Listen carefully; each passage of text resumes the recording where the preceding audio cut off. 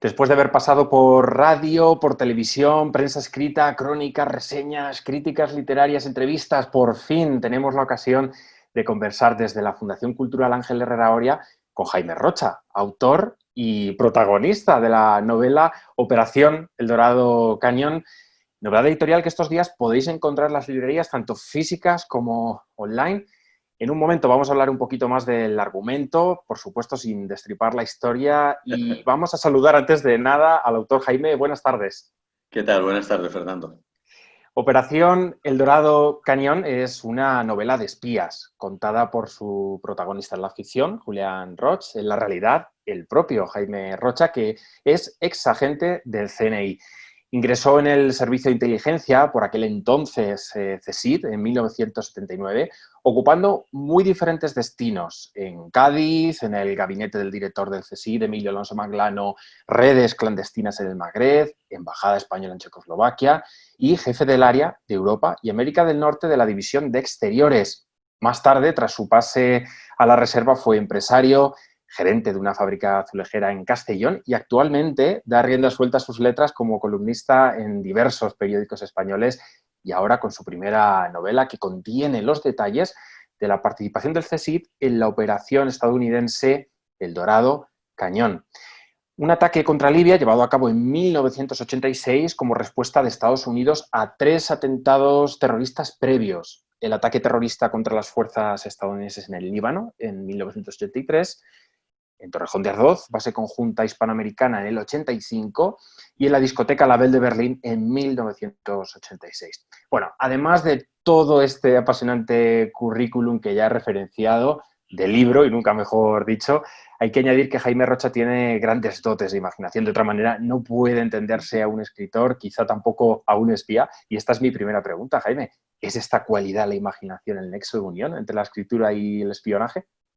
Bueno, la verdad es que sí, porque, vamos a ver, esa novela yo la inicio en 2014 y era para mis hijos y para mi mujer, que en aquella época en la que yo salía de viaje y no les decía ni dónde iba, ni por supuesto lo que iba a hacer, y ni siquiera ellos sabían si, sobre todo mi mujer, ¿no? Que era la que se daba más cuenta de la situación, pues ni siquiera sabía si yo iba a volver, ¿no? De aquellos viajes. Era un poco, pues, esto de la incógnita de, bueno, ¿qué le pasará a este hombre? ¿Lo tendré de vuelta, no lo tendré de vuelta? Y la verdad es que lo han sufrido mucho todos, ¿no? Hay que ponerse, ¿no? En la piel de, porque yo al fin y al cabo sí sabía lo que iba a hacer y sabía los riesgos que corría, pero yo creo que el desconocimiento de esos riesgos te hace todavía ser más vulnerable, ¿no? Y entonces ellos pues lo han pasado mal, lo han pasado francamente mal con este tema y sobre todo, ya te digo, mi mujer, los niños eran más pequeños y no eran tan conscientes. Entonces yo me vi en la obligación de explicarles de alguna manera lo que yo hacía cuando me iba por ahí de viaje, esos viajes desconocidos. Entonces empecé a escribir esta novela y cometí el inmenso error de decírselo a ellos, que les estaba escribiendo una novela. A partir de ese momento, de que se lo dije, empezaron papá la novela, papá la novela, papá la novela, hasta que en el verano del 18 la terminé. Yo la verdad es que no le dedicaba demasiado, la cogía de vez en cuando me apetecía, cuando me sentía inspirado, cuando venía la inspiración, ¿no? Que me cogía siempre. Siempre, normalmente yo escribo de noche, muy de madrugada, con música. Yo siempre en mi vida la música me ha acompañado siempre. Yo he estudiado, cuando estudiaba la oposición para ingreso en la Armada, siempre era con música, además también siempre de madrugada. Para mí la madrugada y la música van unidas y me ayudan mucho y me inspiran. Ahora estoy escribiendo una segunda novela y aprovecho esas horas y la música para inspirarme, ¿no? O sea que, y entonces, claro, es el momento en que te viene la inspiración o la imaginación, como tú lo has llamado, ¿no? Bueno, yo termino esa novela sin grandes pretensiones, sin saber si estaba bien o mal escrita, porque nunca uno puede juzgar su propia obra. Y entonces, bueno, pues fue un periodista muy conocido que se llama Ángel Expósito, un gran amigo, con el que estaba yo un día reunido en Madrid, donde estábamos hablando de otra cosa, estábamos hablando de una ONG donde yo trabajo, que se llama Madre Coraje, y que Ángel me ha ayudado mucho, que vino a Jerez, hizo un reportaje muy bonito, total que estábamos hablando de Madre Coraje y yo tenía la novela encima de la mesa. Y Ángel la vio y preguntó, ¿y eso qué es? Digo, pues esto es una novela que he terminado. ¿Y de qué va? Y le cuento de qué va. Y dice, ¿tienes editor? Digo, no, no tengo editor, pero tampoco tengo mucha idea de publicarla. Oh, no, ¿cómo que no? ¿Cómo que no? Y entonces ya ahí empieza un periplo por varias editoriales hasta que se ha publicado, a cabo casi de 2 años, ¿no? Claro, estamos hablando casi del proceso final de publicación. Vamos a remontarnos ahora a los orígenes. Muy bien. Decías que tu familia no sabía nada de esta misión, ni de seguro muchas otras en las que has participado. Tuviste que esperar entonces a que la Operación Dorado Cañón fuera desclasificada, por así decirlo, para ponerte a escribirlo. Bueno, en realidad yo no cuento ningún secreto, porque hice una cosa cuando la acabé, la mandé al CNI y tiene la aprobación, no me corrigieron ni una sola coma. Es más, tengo por escrito que les gustó y que me animaban a publicarla. Vamos, hay una frase concreta en el escrito que me dicen que está muy bien escrita, te será fácil engañar a cualquier editorial para que te la publique.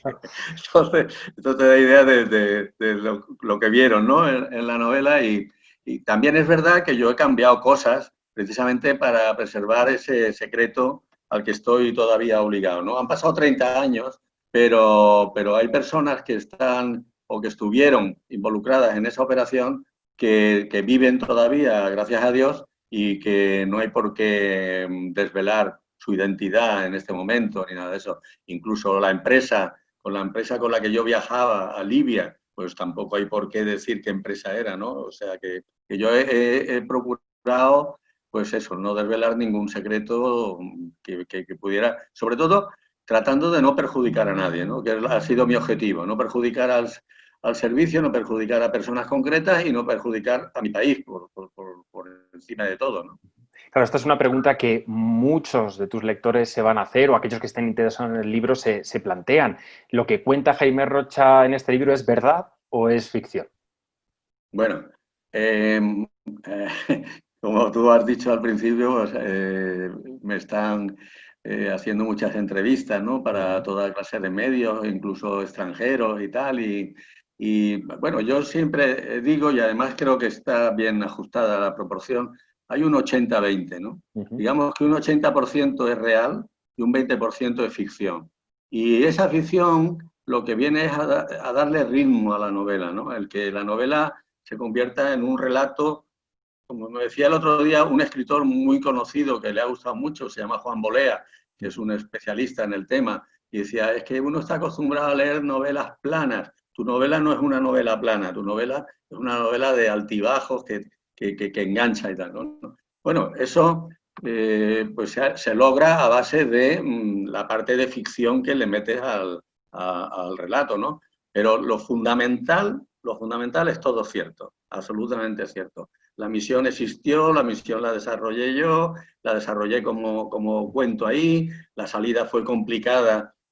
Por ejemplo, hablando de la salida de Trípoli, pues la persona que se pone en el relato no era exactamente esa, era otra.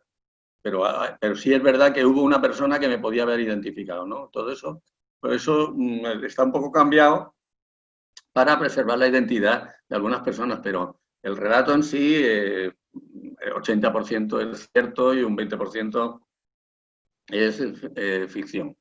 Siguiendo en esta estela de los nombres que has adelantado, efectivamente, el Dorado Cañón fue una misión real. Los propios nombres de operaciones secretas siempre llaman la atención, al menos a los que estamos fuera de estos juegos, ¿no? Del espionaje. ¿De dónde le viene esto de Dorado Cañón a la operación? Bueno, es el nombre de igual que en Estados Unidos está el Cañón del Colorado, está el Cañón del Dorado, y entonces el presidente Ronald Reagan, cuando organiza, justamente a los 10 días del atentado de la Bell, que tú has nombrado, en Berlín, a los 10 días es cuando se produce el bombardeo de Libia. El objetivo era, por supuesto, matar a Gaddafi. Muere una hija de Gaddafi en ese bombardeo y la operación se denomina así, Operación El Dorado Cañón, que es, bueno, pues un nombre como se pone en la policía y Fuerzas Armadas, a cualquier operación se le pone un nombre con el cual todo el mundo ya lo conoce. Y tal. La operación tal, la operación Pepita, la operación no sé qué, pues esta es la operación. Y la denominaron así y así se quedó. Y hablando con la editorial, pues parecía que que el título adecuado era el de la operación, que fue absolutamente real. Vamos, aquello, yo fui muy pocos días después del bombardeo. Yo iba, como he dicho, con una empresa española, incluso me acompaña un ingeniero de verdad de la empresa, que me había acompañado ya en otras ocasiones, y vivíamos en un ático cerca de la Plaza Verde, que el bombardeo había volado el techo, y dormíamos allí en sacos de dormir y acompañados de las palomas que habían hecho nido allí y tal. Bueno, todo eso es absolutamente real, y que el coche que usábamos y la cámara con teleobjetivo y todo es absolutamente real. Todo eso fue así. Bueno, pasando a un terreno más general, pero relacionado con esto de las misiones, se oye hablar mucho del término cultura de defensa, ¿no? Que es un poco el conocimiento que los ciudadanos, los españoles, pueden tener acerca del ejército, de nuestra historia militar, pero también hay una cultura de inteligencia, a la que de hecho haces alusión en tu libro. Introduzco esto y ahora irá la pregunta porque yo creo que muy pocos españoles conocen esta y otras misiones especiales en las que el CSIC, España y su servicio de inteligencia han participado. Por supuesto, misiones no actuales, porque no podemos conocer por razones obvias, pero sí las que forman parte de la historia. ¿Está arraigada en España esta conciencia, esta cultura de inteligencia o es algo que todavía tenemos pendiente? Pues no, desgraciadamente no. Desgraciadamente no se conoce a nuestro servicio de inteligencia. Un grupo de exagentes de inteligencia, cuando cesamos en el servicio, constituimos una asociación que se llama así, Exagentes de Inteligencia del Servicio Español, y una de las funciones o de los objetivos que nos pusimos era divulgar la cultura de inteligencia, que nuestros conciudadanos, nuestros compatriotas, conozcan que España tiene un servicio de inteligencia absolutamente homologable con cualquier servicio de inteligencia occidental, llámese MI6, llámese Mossad, llámese CIA, cualquier servicio de inteligencia extranjero, que hemos hecho, y yo personalmente he hecho operaciones con la CIA, con el Mossad, a nivel de igualdad. A lo mejor en medios económicos no llegamos todavía, ¿no? Porque los presupuestos nuestros no son como los puede ser el Mossad, que, por ejemplo, tiene todo el dinero que quiera para lo que quiera, ¿no? Y que cuando se plantea una operación conjunta y hay que hacer cualquier cosa que cuesta dinero, pues nosotros muchas veces decimos, nosotros hasta ahí no llegamos, y dicen ellos, no te preocupes que ya lo pongo yo, ¿no? Pero hasta ese tipo. O sea que la cuestión económica, no, pero en preparación, en personas, en agentes, en todo eso, de una calidad excepcional, magnífica. Entonces, eso no lo conoce. La verdad es que ese servicio, el que lo crea es el general Manglano. Mi segunda dedicatoria, la primera, como tú conoces el libro, la primera es a mi mujer y mis hijos, y la segunda es al general Manglano, porque ese ha sido el artífice de este moderno servicio de inteligencia español que la población no conoce, la ciudadanía no conoce, que existe, que hace ahí cosas extraordinarias, o sea, cosas magníficas, de magnífico nivel, pero que nosotros queremos dar a conocer. Yo, de hecho, pues he dado conferencias en muchos centros CEU, por cierto, y bueno, pues la verdad es que despierta mucha atención, sobre todo en la juventud, porque todavía las personas mayores a lo mejor tienen alguna referencia, tienen alguna idea y tal, pero en los jóvenes es que la ignorancia es casi absoluta. Vamos, muchos de ellos no saben ni que tenemos un servicio de inteligencia. Y ya que tenemos un servicio de inteligencia homologable con cualquier servicio de inteligencia occidental, eso es absolutamente desconocido. Entonces, pues uno de los objetivos también de este libro es dar a conocer que tenemos un magnífico servicio de inteligencia. Bueno, de hecho, en el caso específico de la novela, en Operación El Dorado Cañón, son otras agencias de inteligencia las que dependen del CSIC y de España. En el caso de Operación El Dorado Cañón, la CIA, el Mossad, dependen de los resultados que obtenga el protagonista, Julian Roch. ¿Cómo llega el CSIC, en este caso concreto de la Operación El Dorado Cañón, a esta posición central de tanta relevancia? Bueno, a ver, yo no conozco los detalles, pero es verdad que nos reunió el director, hay un briefing cuando se produce, cuando se pone en marcha la operación, y es la CIA la que le solicita al CSIC que mande un agente allí. Intuyo que no tenían en ese momento en Libia agentes desplegados ni en una posición en la que pudieran informar. Entonces, pues yo creo ellos sabían positivamente que nosotros teníamos en la zona del Magreb una red bastante buena de informadores y tal, que yo dirigí durante 3 años, y quizá basado en eso, pues le pidieron al CSIC, oye, vosotros que estáis implantados en el Magreb desde el Polisario. Mira, precisamente en el tema del Polisario tuvimos ahí una operación muy interesante con Marruecos y con Estados Unidos. Gracias a esas operaciones que se hicieron, pues se llegó a una paz en el Sáhara. El Sáhara estaba en guerra, el Frente Polisario se enfrentaba, había incluso un muro divisor de aquello. Bueno, los jóvenes no lo recordarán, pero hubo incluso un incidente armado contra una patrullera española que mataron, el Polisario mató, iba a decir involuntariamente, no se mata involuntariamente en un acto de guerra, ¿no? Pero, en fin, a lo mejor no les convenía en ese momento, pero, en fin, mataron a un cabo de la Armada Española que iba en esto, total, que allí hubo un tal, y entonces ahí el CSIC intervino muy directamente. Concretamente, yo estuve reunido con el que era presidente del Polisario de la República Saharaui, el señor Abdelaziz. Pues estuve reunido con él en Madrid. Bueno, él le traje para unas reuniones que hubo. También hubo reuniones con Norteamérica, con algunos dirigentes políticos norteamericanos, y en esas reuniones un poco se fraguó aquella paz. Pero, en fin, eso también fue una obra del CSIC. O sea, que también... Y entonces, bueno, pues esa y muchas más, vamos, podríamos estar hablando. Esa no tiene ya nada de secreto, ha pasado mucho tiempo y además el resultado fue magnífico y me enorgullece haber participado en eso también, ¿no? Bueno, hay dos fechas determinantes en esta novela, a grandes rasgos. Una es 1983 y otra 2010. Son fechas muy significativas para la historia reciente de la violencia. La primera, digamos que marca el atentado que inició la escalada entre Occidente y el terrorismo islámico, mientras que la segunda, el perverso apogeo del Daesh. Digamos que hay una unidad dentro del salto cronológico importante en los hechos que se narran en la novela. Estas 3 décadas también han sido determinantes para la política y la sociedad española. Tú las has vivido como integrante del CNI. ¿Cómo se han percibido esos cambios en España durante estas 3 décadas desde las trincheras del CNI? Bueno, en cuanto al tema del terrorismo, al CNI y a los servicios de seguridad del Estado, nos ha cogido con una cierta ventaja, porque, por desgracia, tanto Gran Bretaña como nosotros habíamos sufrido un terrorismo autóctono, el de ETA y el de IRA, y en ese sentido hay que decir que la preparación y la experiencia de nuestros servicios y nuestros cuerpos de seguridad del Estado ha sido muy positiva, ¿no? En este sentido, ¿no? Hombre, a ver, todo en este terreno es negativo, por supuesto, por poco que hagan es negativo, pero también tendría que saber la ciudadanía española que gracias a esa preparación y a esa experiencia se han evitado muchos atentados y muchas vidas, ¿no?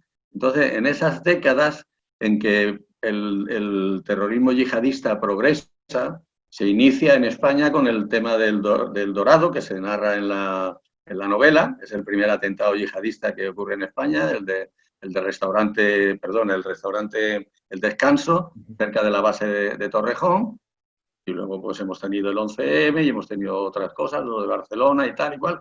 Pero estos son los que han ocurrido. Esos, si quieres, se pondrían en el debe del servicio y en el debe de las fuerzas de seguridad del Estado. Pero en el haber, la cantidad tan enorme de actos terroristas que se han podido evitar exclusivamente gracias a la inmensa labor de prevención. Yo muchas veces cuando doy la conferencia y sale el tema este, y yo digo, no tenéis más que leer porque está publicado la cantidad de personas, de posibles terroristas yihadistas que se han expulsado de España. Digo, estos terroristas muchas veces se camuflan, se mimetizan con la población, a lo mejor se meten en un pueblo de la provincia ¿qué te digo?, de Albacete. Allí se hacen de la Cruz Roja, allí se ponen a ayudar en una ONG, allí se ponen a hacerse, incluso se crean familias y tal. Eso es lo que en otra época se llamaban los agentes durmientes, que lo empleaba mucho el KGB, ¿no? El KGB a lo mejor mandaba un agente a Sudamérica, a Hispanoamérica, ese hombre se hacía allí con una nueva vida, incluso se casaba, tenía hijos, y cuando ya se había convertido en un perfecto pues, sudamericano, se venía a España o se venía a donde fuera y había estado años como durmiente y venía aquí para actuar en las misiones que le encomendara. Pero claro, nadie podía pensar que podía ser un agente del KGB, ¿no? El KGB utilizaba muchísimo por la facilidad de idioma y tal a los servicios cubanos. Servicios cubanos en España, bueno, pues no digo que campaba por sus respetos, pero que te los encontraba en todas partes, ¿no? Y eso como una sucursal del KGB, ¿no?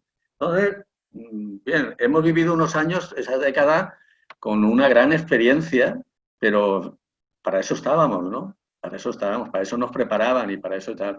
Que eso no ha trascendido porque no tiene por qué trascender, pues me parece adecuado. Pero cuando ya han pasado años, yo creo que sí que es el momento de que estas cosas se vayan sabiendo, ¿no? Volviendo al terreno de la novela, hay varios personajes reales de uno y otro bando que llaman mucho la atención. En el de los malos, al-Senussi, jefe de inteligencia, cuñado, de hecho, del coronel Gaddafi, y en el de los buenos, que ya lo has mencionado y nos has contado más, ¿no?, sobre esta figura, el teniente general Manglano, el que fuera director del CSI. Contamos con que los conociste de cerca. ¿Nos podrías hacer un retrato, un robot de ambos, tu mirada sobre el Senussi Manglano? Bueno, a ver, allí el personaje central era Gaddafi. Gaddafi, un dictador muy férreo, un hombre, yo comentaba el otro día, también me hicieron esta pregunta y decía, poco sentido del humor.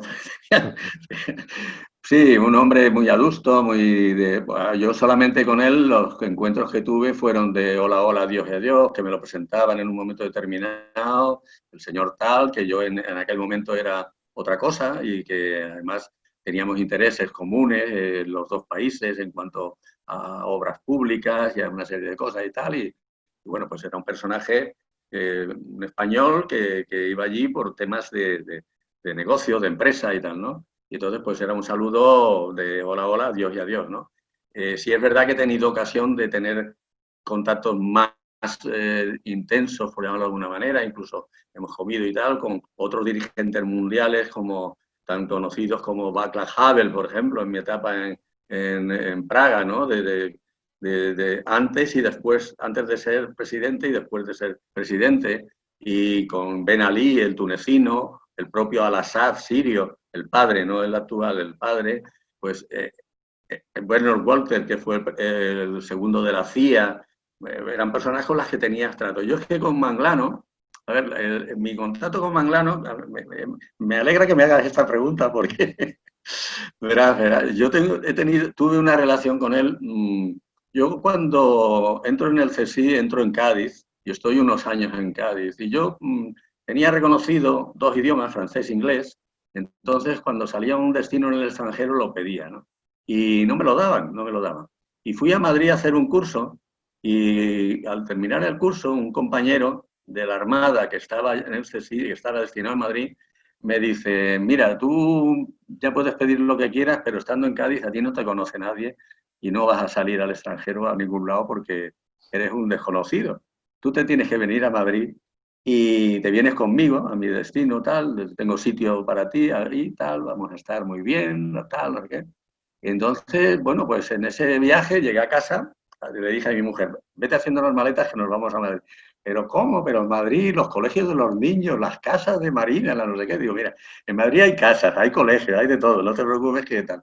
Entonces pedí el destino en Madrid y entonces se enteró un compañero que estaba en el gabinete de Manglano, amigo mío desde joven, su padre y mi padre compañeros, y entonces se enteró que yo iba a Madrid y le dijo al general, viene a Madrid Jaime Rocha destinado, Jaime Rocha habla francés e inglés, necesitamos en el gabinete personas con idiomas para relaciones con servicios extranjeros y tal.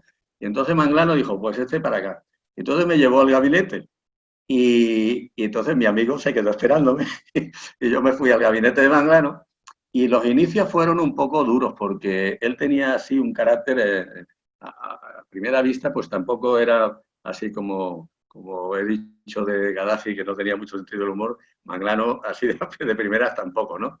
Y tuve 2 o 3 encontronazos porque yo tengo otra forma de ser, soy más directo, lo digo todo riendo, pero lo digo, ¿no? Y ya te digo, 3 o 4 encontronazos, pero al fondo, en el fondo, a él le gustó eso, ¿no?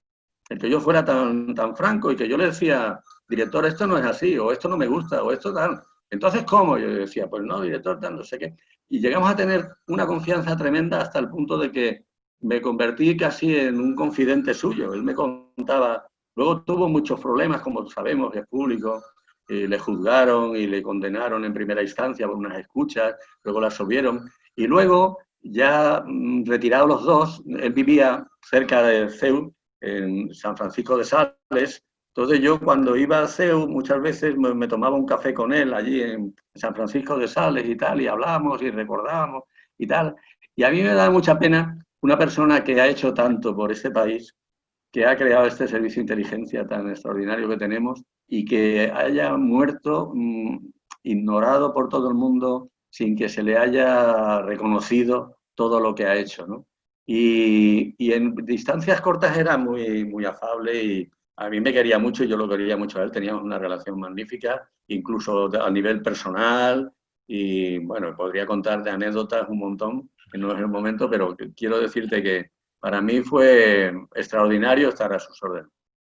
Nos hemos adentrado en un terreno quizá algo más personal y la siguiente pregunta va por ahí también, ¿no? Porque hay un momento del relato en el que mencionas, y cito directamente porque es un momento en el que me hizo pensar, ¿no? En la dimensión más personal de la novela. Tenía que acostumbrarme a que de ahora en adelante muchas cosas se tenían que quedar exclusivamente para mí y mis superiores. Vamos, que para Julián Roch hay un momento en el que no queda nada más para él que su trabajo. Y esto me hace pensar en algo que hemos introducido antes y que es importante, y es ¿en qué plano queda la familia para un espía? Sí, pues queda, bueno, lo que he contado antes, queda absolutamente al margen. Afortunadamente para ellos en un sentido, en que, a ver, yo creo que no viven directamente el riesgo, viven en la ignorancia y la ignorancia, pues según cómo se tome, a veces es positiva y otras veces no. Pero sí es verdad, y además hay una cosa también importante que me gustaría resaltar. En el servicio de inteligencia existen lo que llamamos los mamparos estancos, ¿no? Y tú sabes lo que tienes que saber y no sabes lo que sabe al de al lado. O sea, tú estás en lo tuyo y tú estás centrado en lo tuyo y entonces la comunicación es ascendente-descendente, no existe esto que ahora está tan de moda, la horizontalidad. No, no. Ahí no hay horizontalidad de ninguna clase. Tú tienes una misión que hacer, quienes te encomiendan la misión te la encomiendan a ti personalmente, tú la realizas y das cuenta a los que tienes arriba y ya está. Eso es muy bueno porque evita cualquier tipo de filtración. Allí no hay filtraciones entre compañeros, pues yo soy muy amigo de uno que está y nos tomamos el café por la mañana juntos y charlamos del Real Madrid o de lo que haga falta, pero para nada le voy a contar yo ni lo que estoy haciendo ni él me va a contar lo que está haciendo, ¿no? Eso está, y eso te lo inculcan desde el primer momento, ¿no?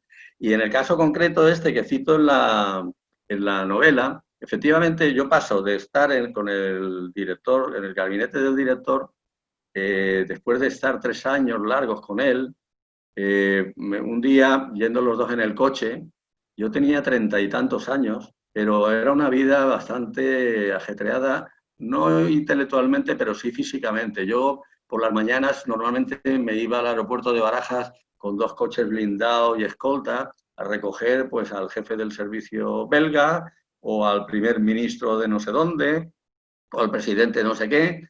Los alojábamos en el hotel, teníamos luego las reuniones de trabajo, pero luego te ibas a comer con ellos, luego por la tarde incluso llevártelo a los toros en época de corrida de toros, y muchos días incluso a un tablao flamenco por la noche, que ya, bueno, yo cuando venía con su mujer, llamaba a mi mujer y le decía, arréglate que esta noche tenemos el café de Chinita, la venta del gato, todos los tablaos flamencos de Madrid, hasta las tantas y tal, bueno, pues haciéndole la vida lo más agradable posible al personaje de turno, y al día siguiente él se marchaba, pero venía otro y tal, ¿no? Y llevaba así 3 años, y un día yendo con el director en el coche le digo, director, yo de verdad estoy tomando una cosa que se llama Tombas, que es un complejo vitamínico de vitamina B con ginseng. Digo, porque es que si no, no aguanto, este ritmo no lo aguanto, tal, y digo, y a mi mujer se va a divorciar, porque tal. Y me dice, ¿dónde te quieres ir? Y entonces yo sabía que el que mandaba las redes clandestinas del Magreb se marchaba de la casa, era un coronel de tierra que mandaba, se iba a otro destino, y entonces le dije, me apetece mucho este tema. ¿Y tú qué sabes de eso? Y digo, bueno, no sé mucho, yo nací en Larache, yo es verdad, nací en Marruecos. Digo, yo nací en Larache, pero no he vuelto mucho por allí, pero bueno, ya me enteraré, no se preocupe que ya me pondré al día. ¿Tal? Y entonces me mandó allí, me mandó destinado allí. Y entonces es cuando, en ese momento, bueno, antes también, o sea, antes también, yo, pues mi mujer cuando yo le decía, arréglate que nos vamos a cenar con un matrimonio que ha venido, pues claro, naturalmente le decía quién era, ¿no? Pero tampoco ella sabía ni de qué habíamos estado hablando, ni nada de eso, ¿no? O sea, que en el aspecto del secreto, pues es verdad que tú cuando entras en la casa te comprometes a un secreto de por vida, ¿no? Y que hay, a ver, yo muchas veces digo, valgo más por lo que callo que por lo que hablo, ¿no? Porque yo sé muchísimas cosas de este país, muchísimas cosas, han sido 28 años ahí, en primera línea, en cuestiones políticas, económicas, de todo tipo, ¿no? Porque por ahí pasa todo. Pero claro, eso irá conmigo a la tumba, ¿no? Naturalmente. Con esto de los destinos que nos has contado antes, has ido introduciendo el camino para una de las preguntas finales o la pregunta final. Sabemos por la novela que Julián Roig tiene otros destinos, además de Libia. No desvelamos cuáles para no destapar detalles sobre la historia. Pero para terminar, me pregunto si tienes proyectadas nuevas aventuras, nuevas novelas para tu agente protagonista, Jaime, porque al principio has dicho que estabas trabajando ya en otra novela. No sé si nos puedes adelantar algo. Sí, yo empecé, ahora, no, pero hace unos meses, ¿eh? No, porque visto el éxito de esto, pues la verdad es que la propia editorial bueno, la editorial tiene muchas gracias. Los editores cuando se enamoran de una obra, la verdad es que me dicen unas cosas que me sonrojan, ¿no? Porque el otro día le decía yo, digo, mira, así entre nosotros, a ver, ¿esto qué es? ¿Marketing o la novela es buena? Y me dice, no te vengas arriba, pero la novela es muy buena. Bueno, pues si tú lo dices, bueno, va, venga, tira.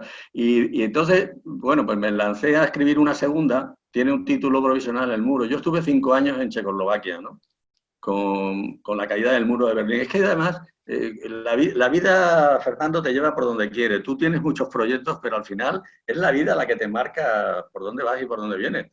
Yo jamás en la vida había pensado, incluso cuando pedía destino en el extranjero, no había pensado que terminaría en Checoslovaquia. Bueno, pues terminé en Checoslovaquia justo en el momento en que se produce el cambio político en la Europa del Este, cae el muro de Berlín, todo aquello lo viví yo en primerísima persona, ¿no?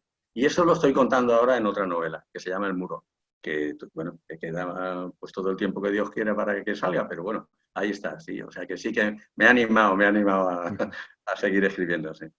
Fantástico, pues ha sido un placer conversar contigo, Jaime, no solo de la novela, porque hemos hablado también de otros asuntos de gran interés para la Fundación Cultural Ángel Herrera Oria, como el contexto histórico, político, económico, español, internacional, desde esas trincheras del servicio de inteligencia. Es un testimonio, desde luego, único. Así que muchas gracias, Jaime. Bueno, gracias a ti por darme la oportunidad, los compañeros propagandistas, que se enteren un poco de las cosas que ha hecho otro compañero propagandista, ¿no? Qué bien, pues nada, esperamos volver a conversar de nuevo cuando venga esa siguiente novela, El muro, como nos has adelantado, y solo me queda o nos queda por desearte todo el éxito en la promoción y venta de esta novela. Desde aquí volvemos a recomendar Operación El Dorado Cañón de Jaime Rocha.